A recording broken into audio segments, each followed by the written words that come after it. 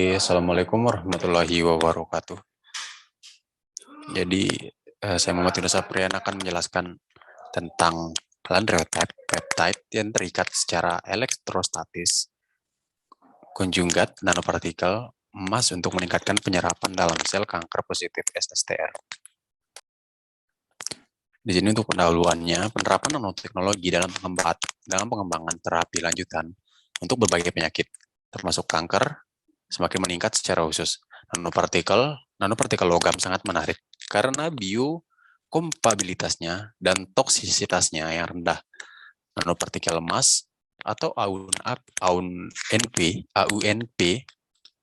karena penyerapan plasmon permukaan yang intens dan sebagai sifat fisiko-kimia yang terkait memiliki berbagai aplikasi biomedis. Dalam beberapa tahun terakhir, ada peningkatan minat dalam terapi bertarget dan diagnostik kanker menggunakan analog, ligan alami atau sintetis, yang spesifik untuk reseptor permukaan yang diekspresikan pada sel kanker.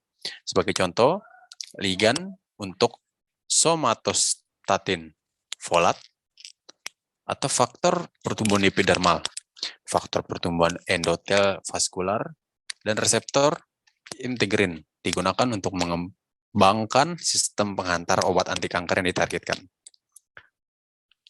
Di sini tujuannya sendiri adalah untuk mengeksplorasi pengikatan elektrostatik peptida lanreotip ke emas untuk pengiriman yang ditargetkan ke sel kanker yang diekspresikan secara berlebihan oleh SSTR2. Untuk metode di sini menggunakan mikroskop elektron transmisi. Untuk mikroskop elektron transmisi ini sendiri, dia menggunakan kayak setetes kompleks emas dan emas yang telah menggunakan ini tadi menggunakan lanreotip peptide itu diencerkan lalu ditempatkan pada kisi tembaga yang berlapis karbon dan larutan berlebih sehingga bisa dihilangkan dan dibiarkan mengering. Lalu yang kedua di sini ada hamburan sinar X sudut kecil. Di sini menggunakan eksperimen SAX. Itu biasanya memang sering digunakan untuk eksperimen sinar X menggunakan Anton Paar SAX space dalam instrumen. Sehingga intensitas hamburan dipantau dalam geometri transmisi menggunakan detektor 2D CCD hingga rentang AQ-nya dari 0,01 hingga 0,065. Dan yang ketiga adalah penghamburan cahaya dinamis. Penghamburan cahaya dinamis ini dilakukan menggunakan Malvern 4200 auto Caesar dan pengukuran potensial zeta dilakukan menggunakan zeta shear nanoseries. Lalu di sini ada budaya sel. Yang selanjutnya ada analisis aliran silometrik. Di sini untuk analisis silometrik tersebut dilakukan menggunakan emas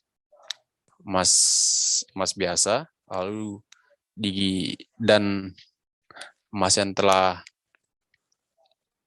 dicampur dengan lanreotip peptide tersebut, dia menggunakan 50 gram per mili. Jadi selama 4-5 jam sel dipanen sehingga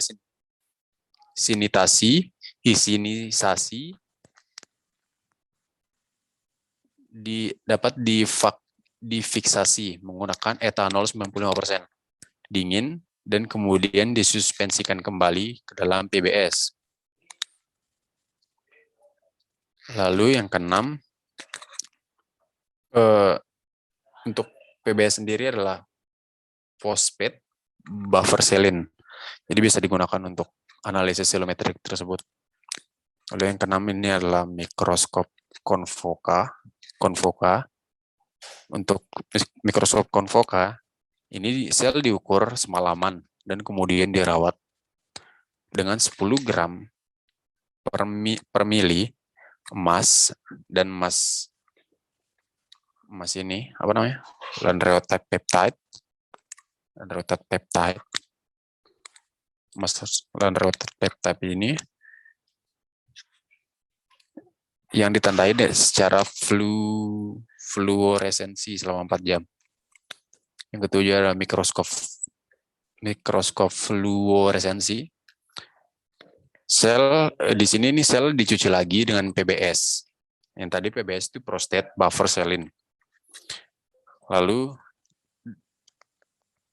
dan gambar fluoresensi dari serapan sel kurkumin diambil dan perbesarannya 60 kali menggunakan mikroskop fluoresensi. Lalu yang ke-8 adalah evaluasi sitotoksisitas dengan uji MTT. Di sini uji MTT sendiri adalah kerangka linguistik teoritis yang berfungsi untuk mengkonstruksi model-model bahasa alami. Jadi di sini tuh sel diperlakukan dengan MTT pada konsentrasi akhir 0,5 mg per mili selama 3,5 sampai 4 jam dalam inkubator CO2 atau karbon dioksida pada suhu 30 derajat Celcius. Lalu yang ke-9 di sini estimasi tiol non protein. Di sini sel diperlakukan dengan kompleks emas, dan emas yang telah di lanreotide peptide itu dia digunakan selama sebanyak 20 sampai 100 gram per mili selama 5 sampai 6 jam, dan protein diendapkan oleh asam sulfosalisilat sebanyak 3%. Terus yang ke-10 di sini adalah pengukuran ROS dalam sel. ROS ini sendiri adalah reaktif oksigen spesies. Jadi di sini tuh yang dimaksud adalah molekul yang reaktif dan mengandung oksigen. Nah, ROS-nya itu diukur menggunakan ROS sensitif DCFDA, lalu sel MCF7-nya ini sel kanker ya, MCF7 ini dikultur dalam plat 6 sumur, sehingga pertemuan 70 sampai 80% dan diperlakukan dengan kompleks emas yang sudah di lanreotide peptide itu digunakan sebanyak 100 gram per mili selama 6 jam. Terus yang terakhir adalah analisis statik. Di sini analisis statik disignifikasi statistik antara kelompok kontrol dan kelompok perlakuan dihitung menggunakan uji Testadan, di mana menunjukkan P kurang dari 0,5. Di sini ada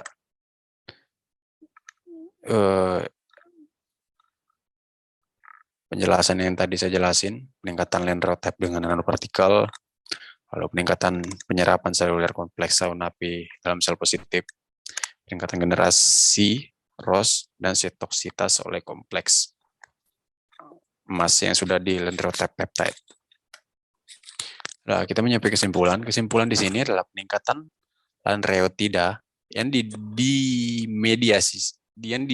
dimediasi pH nanopartikel emas untuk penyerapan seluler yang ditargetkan untuk ditingkatkan aktivitas anti kanker yang mengekspresikan SSTR2 itu tinggi. Peptida lanreotide-nya analog struktural somatostin dengan afinitas tinggi. Untuk SSTR2 digunakan sebagai ligan spesifik dan untuk pengiriman emas yang ditargetkan di SSTR2 sel kanker positif.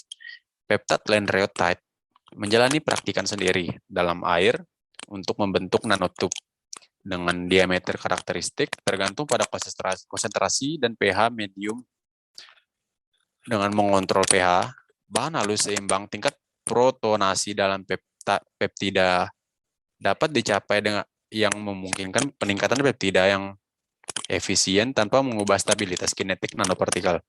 Karena muatan yang berlawanan, Mas dan lenrotepeptida ini menunjukkan interaksi elektrostatik yang kuat.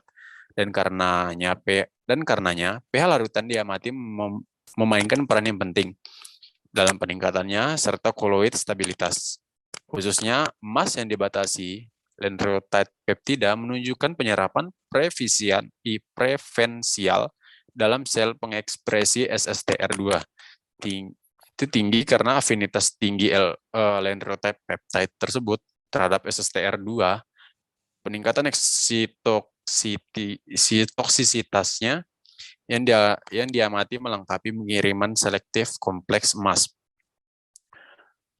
Di sini lenrotate peptide-nya dalam sel yang mengekspresikan SSTR2 ini dapat menyebabkan pengembangan pendekatan terapi kombinasi baru yang melibatkan kemoterapi, fototermal, dan terapi radiasi. Karena sifat sensitisasi radio yang efisien dari koloid emas, kesimpulannya, penelitian ini menunjukkan bahwa konjugat emas yang sudah di lenrotate peptide dapat digunakan sebagai bentuk pelat yang efektif secara selektif menargetkan sel kanker positif SSTR2 dan peningkatan aktivitas anti kanker. Yang dari saya, apabila ada kesalahan mohon dimaafkan. Wabillahi taufiq wal hidayah. Wassalamualaikum warahmatullahi wabarakatuh.